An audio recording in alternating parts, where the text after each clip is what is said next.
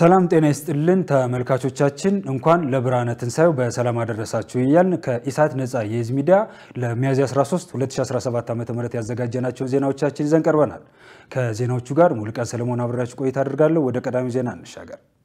የአፍሪካ ህብረት ዓለም አቀፍ አጋሮች ድጋፋቸውን በመቀነስ አፍሪካን እየፈተኑ ነው አለ። የአፍሪካ ህብረት ኮሚሽን እንዳስታወቀው ቁልፍ ዓለም አቀፍ አጋሮች የእርዳታ መጠንን በመቀነስና በአፍሪካ ምርቶች ላይ አዳዲስ ታሪፎችን በመጣል አህጉሪቱን እየፈተኑ ይገኛሉ ብሏል። የህብረቱ ሊቀመንበር መሐመድ አሊ ዩሱፍ በአዲስ አበባ በተካሄደው በ24ኛው ልዩ የሥራ አስፈጻሚ ምክር ቤት መክፈቻ ላይ ባደረጉት ንግግር ይህንኑ ሐሳብ አጉልተው አሳይተዋል። በተለይም ከአሜሪካ የሚገኘው የእርዳታ መጠን መቀነስ እንዲሁም የአፍሪካ እድገትና እድል ህግ ወይም አጎዋ እና እንደ ጋቢ ያሉ የክትባት ህብረት ድጋፎች መዳከም በጤና በምግብ ዋስትና በንግድ ላይ አሉታዊ ተጽዕኖ እያሳደረ መሆኑን ሊቀመንበሩ አመልክተዋል። መሐመድ ዩሱፍ አክለውም በአፍሪካ ምርቶች ላይ ሊጣል የታሰበው አዲስ የታሪፍ ጭማሪ የአባል ሀገራትን የኢኮኖሚ ሊያዳክም እንደሚችል አስጠንቅቀዋል።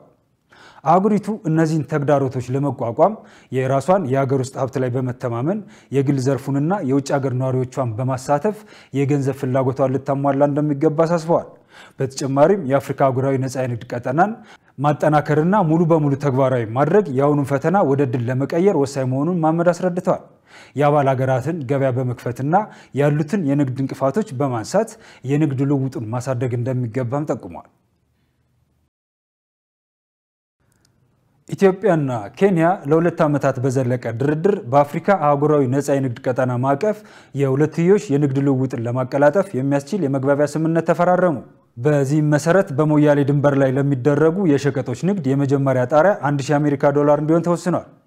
በሞምባሳ የተጠናቀቀው ይህ ስምምነት የንግድ ሂደቶችን በማቅለል የድንበር ማህበረሰቦችን የኢኮኖሚ እንቅስቃሴ ለማሳደግ ያለመ ነው። በስምምነቱ የኢትዮጵያ የድንበር ንግድ ዞን ከሞያሌ በ50 ኪሎ ሜትር እንዲሁም የኬንያ ደግሞ በ100 ኪሎ ሜትር ርቀት ላይ የሚወሰን ሲሆን ነጋዴዎችም በጋራ በተስማሙበት የምርት ዝርዝር መሰረት እስከ $1000 የአሜሪካ የሚደርስ የንግድ ልውውጥ በወር እስከ 4 ጊዜ ድረስ ማካሄድ ይችላሉ ተብሏል። ይህ ስምምነት የንግድ ዋጋ ጣሪያዎችን፣ የጉዞ ድግግሞችንና የድንበር ንግድ ዞኖችን የመሳሰሉ ጉዳዮችን በመዳሰስ ለሁለት ዓመታት በዘለቀ ድርድር የተገኘ ውጤት ነው። በኬንያና ኢትዮጵያ መካከል ያለውን የንግድ ግንኙነት ጠቀሜታ የሚያሳዩ የቅርብ ጊዜ መረጃዎች እንደሚያመለክቱት እንደ አውሮፓውያን አቆጣጠር በ2023 ኢትዮጵያ በምስራቅ አፍሪካ ለኬንያ ትልቁ ኤክስፖርት መዳረሻ ነበረች። ኬንያ ወደ ኢትዮጵያ በላከቻቸው ሸቀጦች $86.2 ሚሊዮን ገቢ ያገኘች ሲሆን ከኢትዮጵያ ወደ ኬንያ የገቡ ምርቶች በዋናነት ቡና፣ ሻይ፣ ህይወት ያላቸው እንስሳትና የዘይት እህሎች ሲሆኑ መጠናቸው $36.7 ሚሊዮን የአሜሪካ መድረሱ ይታወቃል። ለትንሳኤ በዓል 3856 ሜጋዋት ከፍተኛ የኃይል ጭነት መመዝገቡ የኢትዮጵያ ኤሌክትሪክ ኃይል አስታወቀ። በትንሳኤ በዓልና በዋዜማው ምንም አይነት የኃይል እጥረት አለማጋጠሙን በኢትዮጵያ ኤሌክትሪክ ኃይል የብሔራዊ ኃይል መቆጣጠሪያ ማዕከል አስታውቋል። በማዕከሉ የሪል ታይም ኦፕሬሽን ስራ አስኪያጅ አቶ ጉልላት እንግዳ እንደገለጹት ከበዓሉ ዋዜማ እስከ በዓሉ ዕለት የኃይል እጥረትና መቋረጥ እንዳያጋጥም ከኃይል ማመንጫ እስከ ማከፋፈያ ጣቢያ ድረስ አስፈላጊው ዝግጅት ተደርጎ የተለያዩ ስራዎች ሲከናወኑ ነበር። ለበዓሉ ለመጠባበቂያ ከተያዘው ኃይል ውጪ ከ4800 ሜጋዋት በላይ ኃይል ለማቅረብ ዝግጅት ቢደረግም በዋዜማው 4624 ሜጋዋት እንዲሁም በበዓሉ ዕለት 3856 ሜጋዋት ኃይል ከፍተኛ የኃይል ጭነት መመዝገሙ ገልጿል። የከፍተኛ ኃይል ተጠቃሚ ለሆኑት የዳታ ማይኒንግ ኩባንያዎች፣ ትላልቅ ኢንዱስትሪዎችና ለኤክስፖርት የሚቀርበው ኃይል ሳይቆራረጥ ዝግጁ ከተደረገው ኃይል ውስጥ በዋዜማው 176 ሜጋዋት በበዓሉ ዕለት 944 ሜጋዋት ትርፍ ኃይል እንደነበር አቶ ጉላት አስረድተዋል። ተቋሙ ያለምንም ችግር የሚፈለገውን ኃይል ማቅረብ መቻሉ ከጊዜ ወደ ጊዜ አስተማማኝ ኃይል የማቅረብ አቅሙን በከፍተኛ ደረጃ እያሳደገ መምጣቱን የሚያሳይ ነው ማለታቸውን የኢትዮጵያ ኤሌክትሪክ ኃይል አስታውቋል። የኢትዮጵያ ፌዴራል ፖሊስ በርካታ ህገወጥ የጦር መሳሪያዎችን ከ146 ተጠርጣሪዎች ጋር በቁጥጥር ስር ማዋሉን ገለጸ። የኢትዮጵያ ፌዴራል ፖሊስ በ2017 በጀት ዓመት 9 ወራት በርካታ ህገወጥ የጦር መሳሪያዎችን ከ146 ተጠርጣሪዎች ጋር በቁጥጥር ስር ማዋሉን ገልጿል። የተለያዩ ህገወጥ የጦር መሳሪያ ዝውውሮችን ለመከላከል በተደረገው ኦፕሬሽን 121 የጦር መሳሪያዎችን ከመኖሪያ ቤቶች፣ 8989 ከጸረ ሰላም ኃይሎች፣ 36 የጦር መሳሪያዎችን ደግሞ በኬላዎች ላይ መያዙ ታውቋል። 6351 የተለያዩ የጦር መሳሪያ ጥይቶች ከመኖሪያ ቤቶች፣ 8989 ከጸረ ሰላም ኃይሎች፣ 51846 በኬላዎች የያዘ ሲሆን 236 የተለያዩ የጦር መሳሪያ ካዝናዎች በመኖሪያ ቤቶች፣ 148 በኬላዎች ላይ መያዛቸው ተገልጿል። በተመሳሳይ አንድ ብሬን ከጸረ ሰላም ኃይሎች፣ 2 ብሬን በኬላዎች የተያዘ ሲሆን 31 የተለያዩ ቦምቦች ከመኖሪያ ቤቶች፣ 25 ቦምቦችን ከጸረ ሰላም ኃይሎች፣ 122 ቦምቦችን በኬላዎች መያዙን በሪፖርቱ ተመላክቷል። በተጨማሪም 32 የተለያዩ ህገወጥ ሽጉጦች ከመኖሪያ ቤቶች፣ 128 ሽጉጦች ከጸረ ሰላም ኃይሎች፣ 102 በኬላዎች መያዝ የተቻለ ሲሆን አንድ ስናይፐር ከመኖሪያ ቤቶች፣ አንድ ስናይፐር ደግሞ ከጸረ ሰላም ኃይሎች በኤግዚቢትነት ይዞ ከ146 ተጠርጣሪዎች ጋር በቁጥጥር ስር መዋሉን የኢትዮጵያ ፌደራል ፖሊስ አስታውቋል።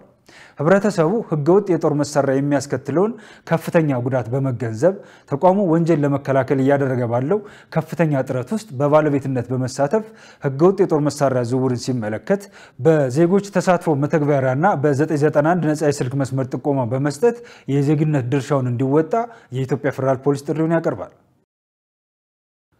የኢትዮጵያ አየር መንገድ ወደ ናይጄሪያ ኢኑጉ የሚያደርገውን በረራ በጊዜያዊነት ማቋረጡን አስታወቀ።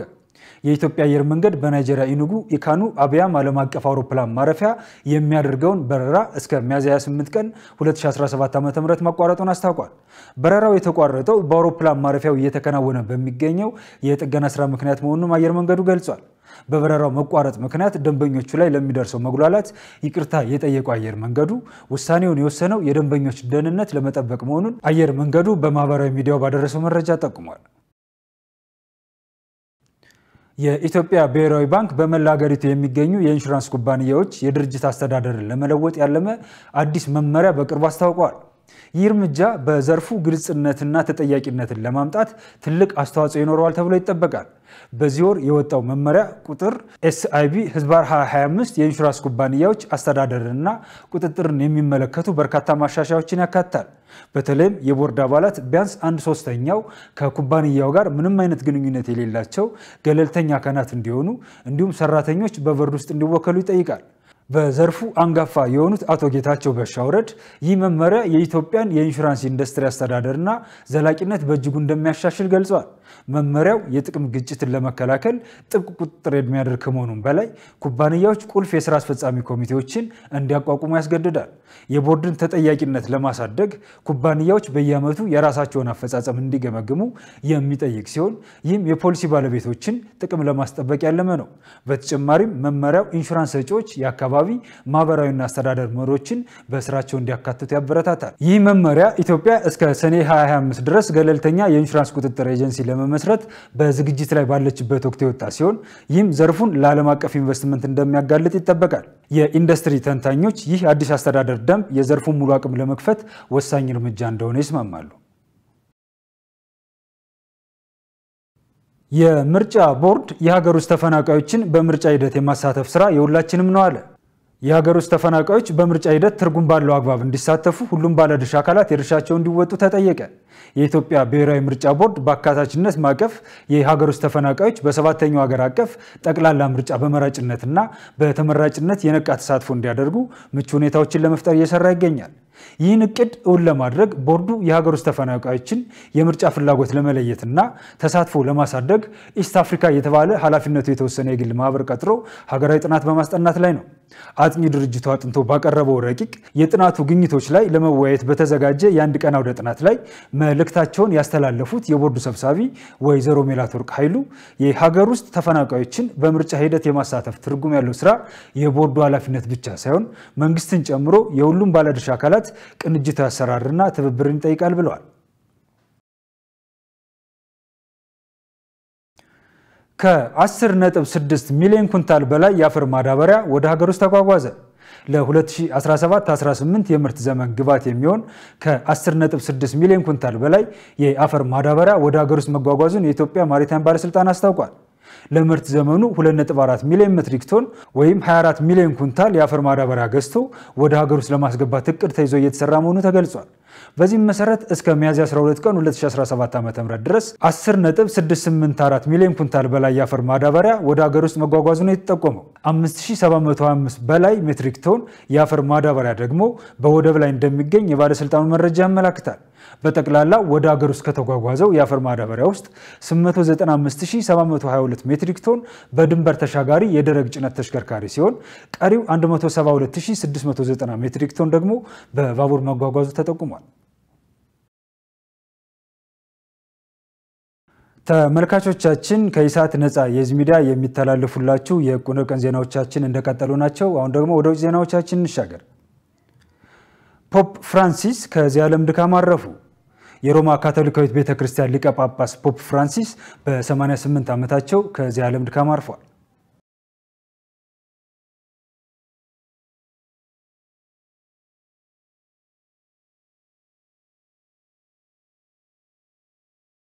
ቻይና ዶናልድ ትራምፕ የጣሉትን ታሪፍ ተከትሎ አገራት ከአሜሪካ ጋር በሚያደርጉት የንግድ ድርድር ወቅት አሜሪካን የምትፈልገውን በማድረግ ለማስደሰት እንደማይሞክሩ አስጠነቀቀች።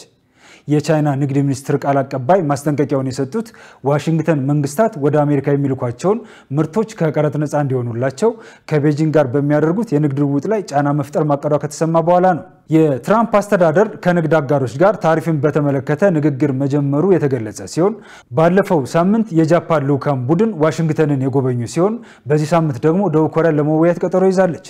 ትራምፕ በጥር ወር ስልጣናቸውን ከተረከቡ በኋላ ከቻይና የሚገቡ ምርቶች ላይ ከፍተኛ ታሪፍ የጣሉ ሲሆን ሌሎች በርካታ የዓለም ሀገራትም ታሪፍ ተጥሎባቸዋል። የቻይና የንግድ ሚኒስትር ቃል አቀባይ ለማስደሰት የሚደረግ ጥረት ሰላምን አያመጣም እንዲሁም ማመቻቸት ክብርን አያቀዳጅም ብለዋል። ቻይና ሁሉም አካላት ከፍትሃዊነት ጎን መቆም እንዳለባቸው ታምናለች። እንዲሁም ዓለም አቀፍ የምጣኔ ሀብትና የንግድ ሕጎች እንዲሁም የሀገራት የንግድ ስርዓትን መከላከል አለባቸው። ባለፈው ሳምንት ዎል ስትሪት ጆርናል አሜሪካ ታሪፍን በተመለከተ ከሀገራት ጋር በምታደርገው ድርድር ከቻይና ጋር በሚኖራቸው ንግድ ላይ አዲስ ገደብ በመጣል ጫና ለማድረግ እንደምትፈልግ ዘግቧል። የአሜሪካ ፕሬዚደንት በገቢ ምርቶች ላይ የሚጣል ግብር ሸማቾች በአሜሪካ የተመረቱ ምርቶችን እንዲገዙ ያበረታታል፣ የሚሰበሰበው ታክስ ይጨምራል፣ እንዲሁም ወደ አሜሪካ ትልልቅ ኢንቨስትመንቶችን ይስባሉ ሲል ይከራከራሉ። ተቺዎች ግን ግዙፍ አምራቾችን ወደ አሜሪካ ለመሳብ እንዲህ እንደሚታሰበው ቀላል አይደለም ይላሉ። ምናልባት 10 ዓመታትን ሊወስድ ስለሚችል በመካከል የሀገሪቱ ኢኮኖሚ ፈተና ውስጥ ይገባል ሲሉ የአሜሪካ መንግስት ውሳኔውን እንዲያጤን ምክራቸውን ይለግሳሉ። ዶናልድ ትራምፕ በሀገራት ላይ ታሪፍ መጣላቸውን ካስታወቁ በኋላ ከ70 ሀገራት በላይ ለድርድር ጥያቄ ማቅረባቸው ተገልጿል። ተመልካቾቻችን ከኢሳት ነፃ የህዝብ ሚዲያ ለሰዓቱ ያዘጋጀናቸው ዜናዎቻችን የተከታተላችኋቸውን ይመስሉ ነበር። ከዜናዎቹ ጋር ሙሉቀን ሰለሞን አብራችሁ ቆይታ አደረኩ። መልካም ጊዜ ይሁንላችሁ።